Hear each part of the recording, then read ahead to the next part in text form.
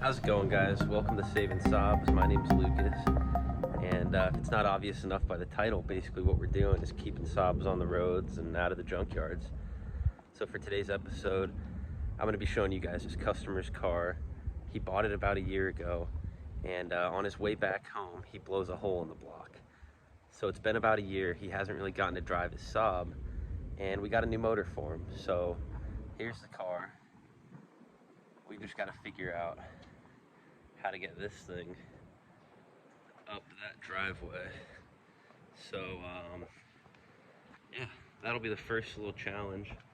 It's kind of getting the car up in the garage, and then we'll go ahead and pull the motor so that we can put this new 64,000 mile motor in up under here. So yeah, guys, I hope you enjoyed today's video, and without further ado, let's get into it.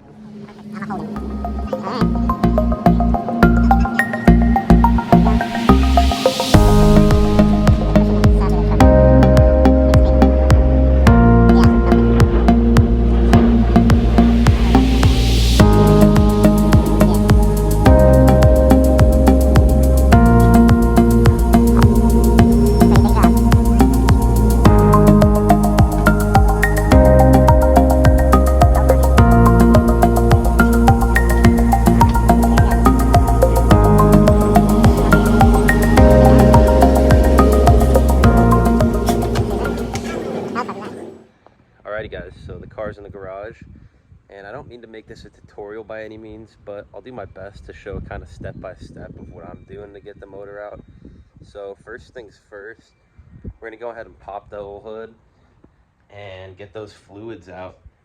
So by fluids, I basically mean get the engine oil out, the coolant, tranny fluid, brake fluid, and power steering. Usually those can stay in. But yeah, we'll get to draining this fluid and get this motor on out of here. So we got the car up in the air, ready to drain out some fluids. But I just realized, I don't think there's any oil left in this engine because the owner blew a hole in the block. I think it all drained out, and somehow the coolant's already drained. So I'm just gonna go with it, get under there and start draining the transmission fluid. And we'll come on back up, start disconnecting everything up here, which will probably start with the wiring harness and everything else. So yeah, we'll check back in with you guys in a second. All right guys, now that we got a little bit of the fluids drained out, I'm gonna start by getting the airbox out of the way and the throttle body charge pipe, and then we'll start knocking out some of the wiring harness and all that good stuff. So let's get to it. Alrighty guys, so with the airbox and the charge pipe out of the way, we can start taking off the wiring harness, which is just going to be a bunch of simple little sensors like these. And if you've never taken them off, all you got to do is get some sort of a little flathead in there and just open up the red tab. Whoops, I went a little too hard on that one, but pretty simple to take off most of these sensors. And yeah, I'll catch up with you guys after we get all these disconnected. Alright guys, so I'm getting a lot of the wiring harness disconnected. You can label them if you want, but I feel like they're all pretty self-explanatory. They all kind of lead to where they want to go. But anyways, one thing worth pointing out is I don't have the quick disconnect tool to get the fuel lines off. So I'm hoping I can just disconnect the two 10 millimeters, holding down the fuel rail, and just kind of pull the whole fuel rail back. So that's the plan for right now. If that doesn't work, I'm gonna have to go run and get a quick disconnect tool. So we'll check back in with you guys, but we're making some progress. Alright guys, so I'm still working on getting the entire wiring harness disconnected, but I realized I should probably get the down pipe out of the way. So that's just 3 bolts, 2 on the top, 1 on the underside. I'm gonna buzz those off, and then we'll finish getting everything ready and drop this dang motor out of here. Alright, so after getting those 3 bolts disconnected from the turbo, there's just 2 other bolts that connect the down pipe to the mid pipe, 2 O2 sensors, and now we're just going to start finishing off the wiring harness, and then we'll get to taking the struts out, the subframe down, and dropping the motor. Alrighty guys, so just a little tip, if it's your first time, sometimes it helps to label the wiring harness. I didn't really do it because most of it's self-explanatory, but I'm just going to show you guys for instance. This one goes to the alternator and the starter. And then the same thing for this one, so I would just mark both of those alternator starter, and that way you don't forget where they go when you're doing the reassembly.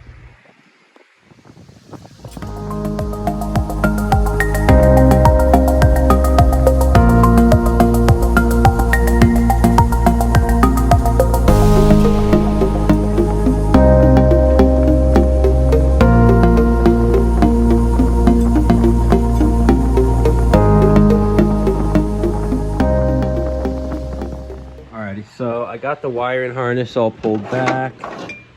Now, like I was saying, I don't have the tool to disconnect the fuel lines, but what I'm going to do is get this rail out of the way that was holding the harness, and then I'm just going to attempt to pull the whole entire fuel rail back and kind of maybe even hold it with a bungee cord back here to get it out of the way. So we'll see how that goes. Alrighty, now that we got that out of the way, the plan is to basically just kind of pull the fuel rail on out. And there she goes. It's not too bad. We just kind of got to wiggle it up out of the way there and see what's holding us on. Gonna have to disconnect that small vacuum line. That looks like it needs to be replaced. I think it's seen its days. Anyways, let's get her on out of there. Trying to be as gentle as possible here while filming. It's a little difficult.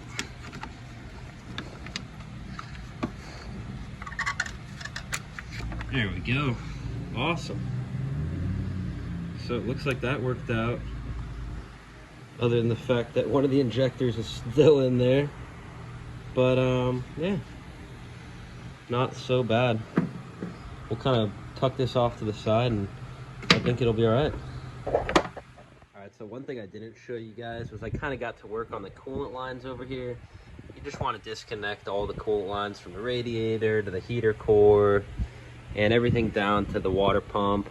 Get the intercooler hoses off the turbo, and then I'll start to show you guys how we're going to disconnect the shift linkage and the hydraulic clutch. So that'll be up next.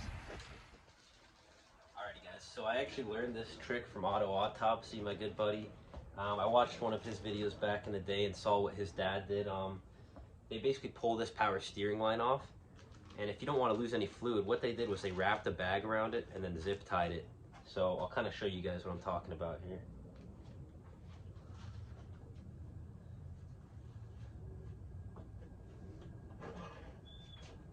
So there's the line. What I'm going to do is I'm just going to throw a bag around it like so. And then I'm going to take the zip tie and just close it off.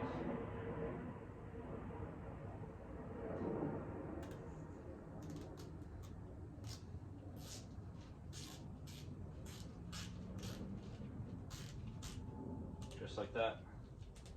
So now we don't have to worry about any power steering fluid leaking out. And yeah, just a good little pro tip.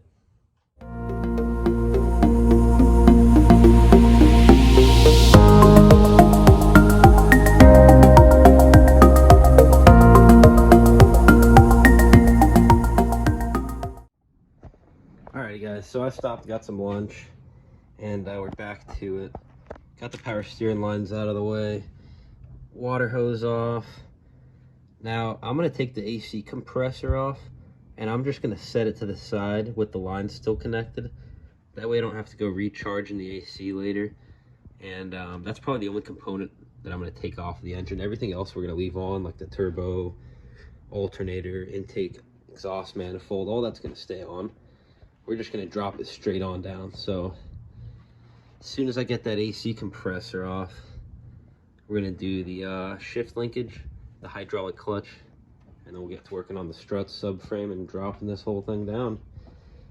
Yeah, so believe it or not, I've never done an AC compressor on one of these cars. I'm just kind of checking it out to see where it's bolted in here. It's like 2 bolts up top, 1 on the bottom. Pretty simple. So yeah, what I'm going to do is I'm going to leave the AC compressor in the car, all the lines connected. And that way I'm not having to worry about recharging the system later.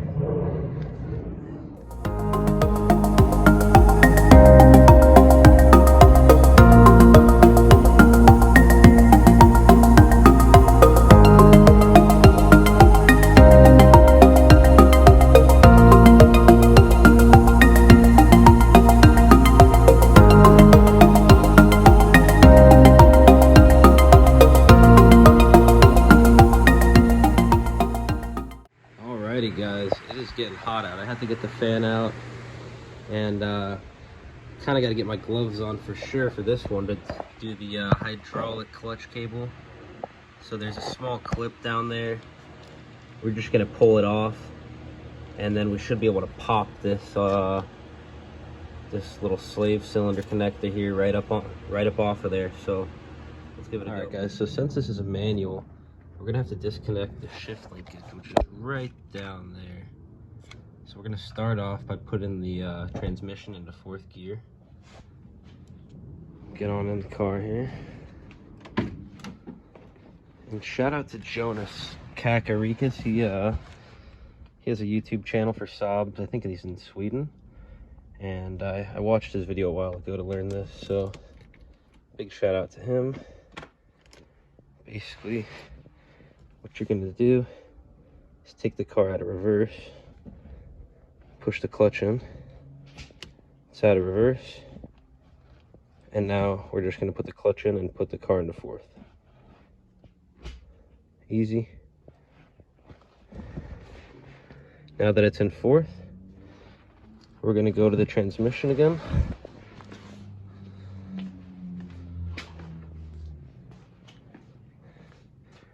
And if you'll see here behind the rat poop, there is a small plug on top of the transmission right there. So I'll show you, I'll pull it out right now.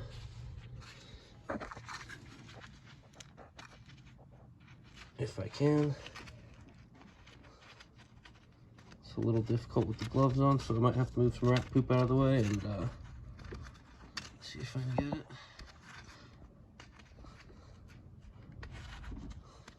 Huh. Well, it looks like the plug is missing. So there should be a plug there. I try to zoom in on it, but it seems as if this car is missing it. So anyways, now that the car's in 4th gear, you're gonna take something that'll fit into the hole, and it's basically just gonna lock the car into 4th gear.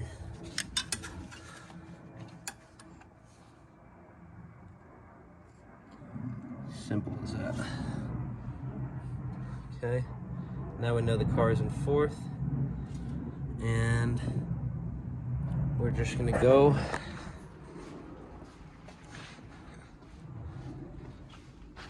pop the leather boot off of the manual shifter, and we should be able to line up an Allen key straight down with the selector rod, and that way it locks this in 4th as well. So there we go.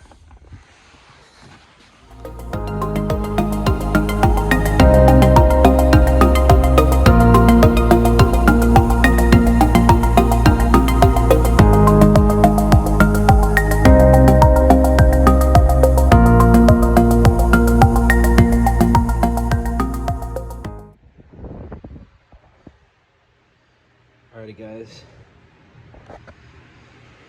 so now that the shift linkage is off, what I'm gonna do, I'm gonna try to show you guys, get this harness out of the way. I'm gonna disconnect the hydraulic clutch cylinder there. So we're gonna take out this clip. Don't lose it. If you don't have another one, there it is. Probably don't want to lose that. So I'm gonna put that up here with the rest of the parts that probably get lost pretty easily. So we'll go ahead and you just kind of pull up, and it should pop on off. It's gonna leak brake fluid, so make sure you kind of do a method like with the power steering pump. I'm just gonna do the same thing and tie it on up. Next stop, we're going to be buzzing off the tie rod ends, and then the lower control arm knuckle there. So get that on off.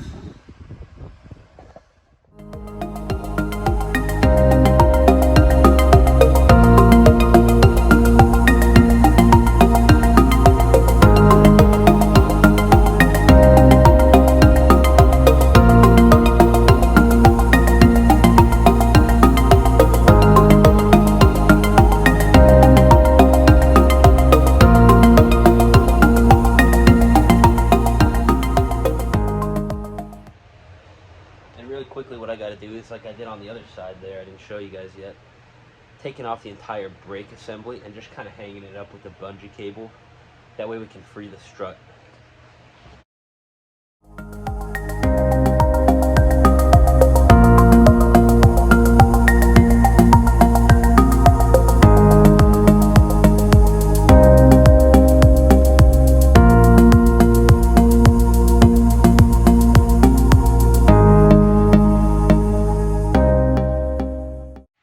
Alrighty guys, so here we are. It's been a long day and it's so hot out. I kind of just been taking my time as I've been going, but we're finally here the last couple steps. Got the motor all supported. So we're just going to be taking the motor mounts off and the subframe off, and this old girl will be free willy. So that's the next couple of steps, and hopefully the next time we tune in here, she'll be out of the engine bay. So.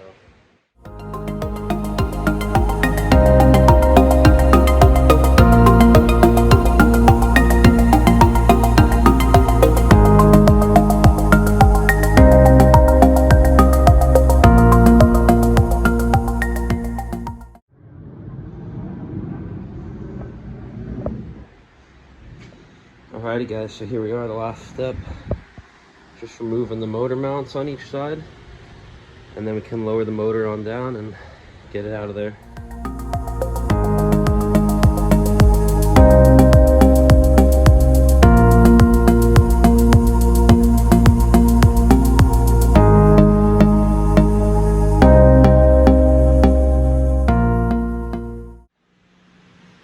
And there we are guys.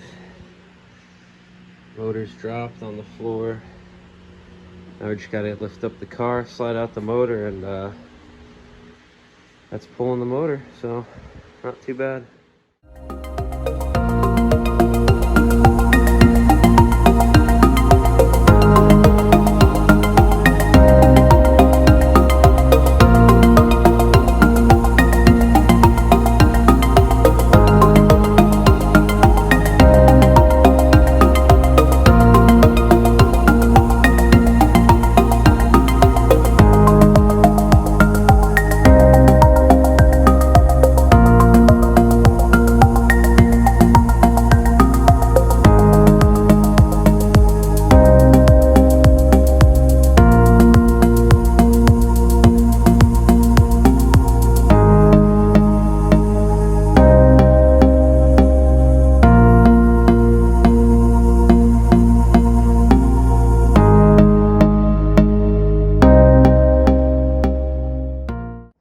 Alrighty guys, so the motor's out, and we're ready to put the new one in tomorrow. So it's been a heck of a day.